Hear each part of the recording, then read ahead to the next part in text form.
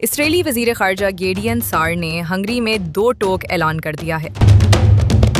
اسرائیل غزہ میں ترک فوج کی موجودگی کو کبھی قبول نہیں کرے گا۔